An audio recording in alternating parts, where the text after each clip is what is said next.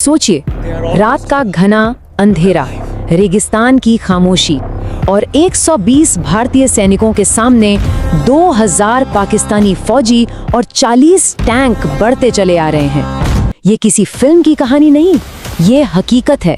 ये कहानी है लोंगेवाला की उस एक रात की जिसने इतिहास को हमेशा के लिए बदल दिया।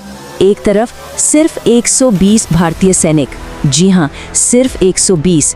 ये पंजाब रेजिमेंट के जांबाज थे जो रेगिस्तान के बीचों बीच एक अकेली सुनसान सी चौकी पर तैनात थे।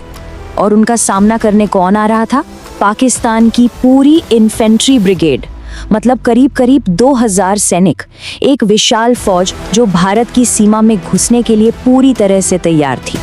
और बात सिर्फ सैनिकों की नहीं थी, उनके साथ थे 40 से भी ज्यादा खतरनाक टैंक, लोहे के वो दैत्य जो किसी भी डिफेंस को मिनटों में रौंद सकते थे।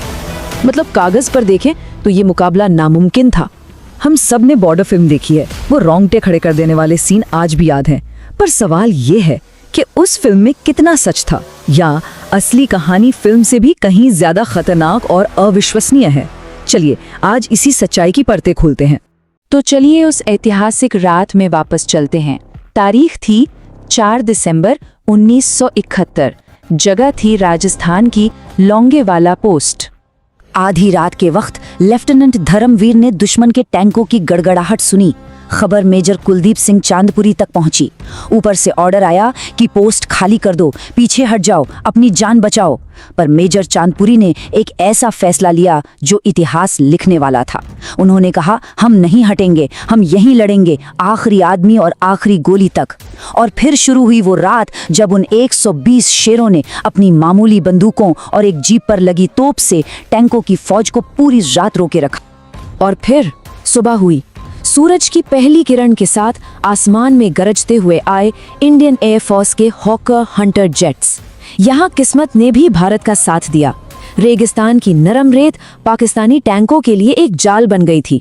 वो उसमें फंस गए, हिल भी नहीं पा रहे थे, और हमारे लड़ाकू विमानों के लिए एकदम आसान निशाना बन गए। एक के बाद एक टैंकों को हवा से ही उड़ा दिया गया।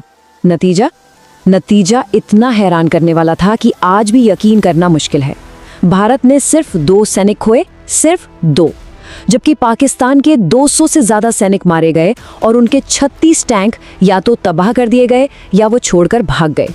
ये मिलिट्री हिस्ट्री की सबसे बड़ी और एक तरफा जीतों में से एक।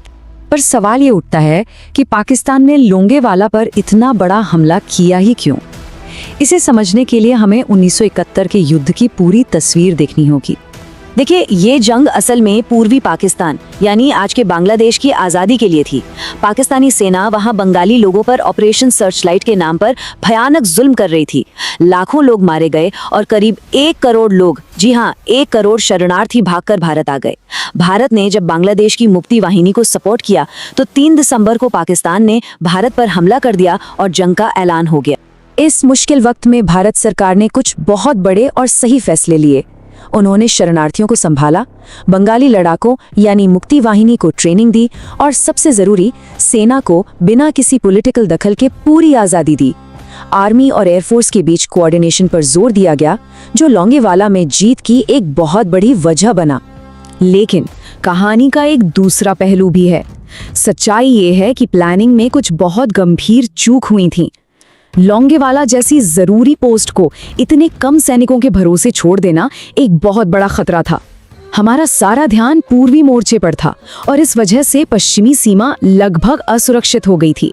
ये एक ऐसी गलती थी जिसकी कीमत वो 120 सैनिक अपनी जान देकर चुका सकते थे। अब बात करते हैं उन असली हीरोज की जिनकी वजह से ये नामुमकिन जीत मुमकिन हुई, और देखते हैं कि फिल्म ने उन्हें कैसे दिखाया। सनी देओल ने मेजर कुलदीप सिंह चांदपुरी का किरदार निभाया। फिल्म में वो चिल्लाते हुए बहुत आक्रामक दिखते हैं, पर असल में मेजर चांदपुरी बहुत शांत और एक बेहतरीन रणनीतिकार थे। सुनील शेट्टी का किरदार लैंस नाइक भैरव सिंह पर आधारित था। फिल्म में वो शहीद हो जाते हैं, पर असल में वो लड़ाई में जिंदा बचे थे और 2022 में उनका निधन हुआ। अक्षय खन्ना ने लेफ्टिनेंट धर्मवीर का रोल किया, जिन्होंने सबसे पहले दुश्मन को देखा था। फिल्म में उनकी एक काल्पनिक लव स्टोरी भी जोड़ दी गई थी। और यहीं पर फिल्म और हकीकत में जमीन आसमान का फर्क आ जाता है। फिल्म में ड्रामा के लिए दर्जनों भारतीय सैनिकों को शहीद होते दिखाया गया, लेकिन हकीकत इससे कहीं ज्यादा अविश्वसनीय है। उस पूरी रात की भयानक लड़ाई में भारत ने सिर्फ अपने 2 वीर सपूत खोए थे, सिर्फ 2। 120 सैनिकों ने 2000 की फौज और 40 टैंकों का सामना किया और शहादत सिर्फ 2 की हुई। ये किसी चमत्कार से कम नहीं था। तो सवाल ये है कि फिल्म बनाने वालों ने सच को क्यों बदला? शायद इसलिए क्योंकि सिनेमा सिर्फ इतिहास नहीं दिखाता, वो एक कहानी सुनाता है, और एक कहानी को असरदार बनाने के लिए उसमें ड्रामा, इमोशन और हीरोइज्म को थोड़ा बढ़ा चढ़ाकर दिखाना पड़ता है। लोंगेवाला की लड़ाई सिर्फ एक रात की कहानी नहीं है, ये एक ऐसी विरासत है जो आज भी भारतीय सेना को प्रेरणा देती है। इस 13 दिन के युद्ध ने दुनिया का नक्शा ही बदल दिया। एक नए देश बांग्लादेश का जन्म हुआ। पाकिस्तान के 93,000 सैनिकों ने सरेंडर किया, जो वर्ल्ड वॉर 2 के बाद सबसे बड़ा सरेंडर था, और इस जीत ने भारत को साउथ एशिया की एक बड़ी ताकत के रूप में स्थापित कर दिया। इसी ऐतिहासिक जीत को हम हर साल 16 दिसंबर को विजय दिवस के रूप में मनाते हैं, और लोंगेवाला की कहानी उस विजय गाथा का एक सुनहरा और अमर पन्ना है। लोंगेवाला के असली हीरो ब्रिगेडियर चांदपुरी ने कहा था, मैंने अपने लड़कों से कहा कि हम आखिरी आदमी तक खड़े रहेंगे और लड़ेंगे, और उन्होंने ये करके दिखाया। यही जज्बा उस जीत की असली वजह था। तो आखिर में सवाल वही है, आपको क्या ज्यादा शक्तिशाली लगा, फिल्म का पर्दे पर दिखाया गया हीरोइज्म या हकीकत की वो शांत और अविश्वसनीय बहादुरी? अगर इस बातचीत ने आपको सोचने पर मजबूर किया हो तो इसे आगे बढ़ाएं, शेयर करें और हमारे साथ जुड़े रहने के लिए इस चैनल को सब्सक्राइब करें। धन्यवाद।